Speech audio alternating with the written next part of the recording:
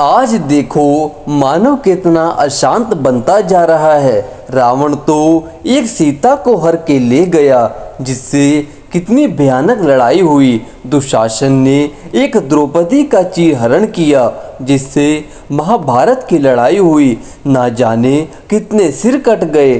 और आजकल जहाँ देखो वहीं लड़ाई, जहाँ देखो वहीं गर्दन काटी जा रही है, जहाँ देखो वहीं नारी का अपहरण हो रहा है। तो भाई यह पाप बढ़ता ही जा रहा है। आखिर इसका नतीजा क्या होगा, आप बताओ। अज्ञानता का परिणाम ज्ञानी जो होता है उसकी दृष्टि और अज्ञानी की दृष्टि में बहुत फर्क होता है। मनुष्य वह भी है और मनुष्य दूसरा भी है।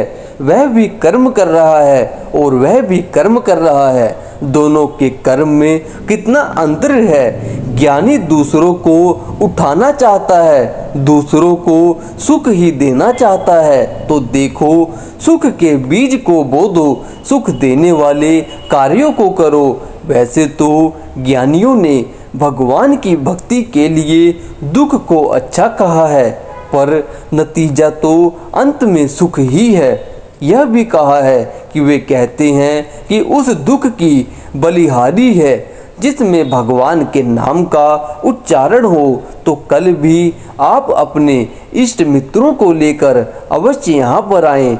देखें, सत्संग से जीवन बदल जाता है। रत्नाकर डाकू किससे बदला? संतों की संगति से बदला। अंगुलीमाल किससे बदला? संतों की संगति से बदला। जितने भी पापी से पापी हुए वह संतों की संगति में बदल गए। इसी तरह से मनुष्य ज्ञानी के पास जा करके उनकी शिक्षा से बदल जाते हैं। धन दौलत, स्त्री पुत्र आदि ये शरीर तक ही सहायक हैं। ये तो पापी से पापी के घर में होते हैं।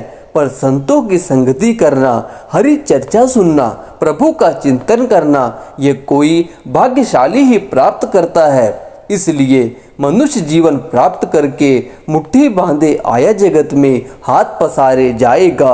अंधेरे हृदय को लेकर के गए हो तो उस जीवन का पाना ना पाना एक ही बराबर है। इसलिए कहा कि जो मनुष्य प्रभु के नाम का सुमिरन करता है वही धन्य होता है, उसी का जीवन सफल होता है। और बाकी तो पृथ्वी पर भार स्वरूप जन्म लेते हैं और चले जाते हैं, उसी को महान कहते हैं। जो कि दूसरों का जीवन बदल दे, उन्हीं की ही जयंतियाँ आज लोग मनाते हैं, जबकि जन्म तो सभी लेते हैं।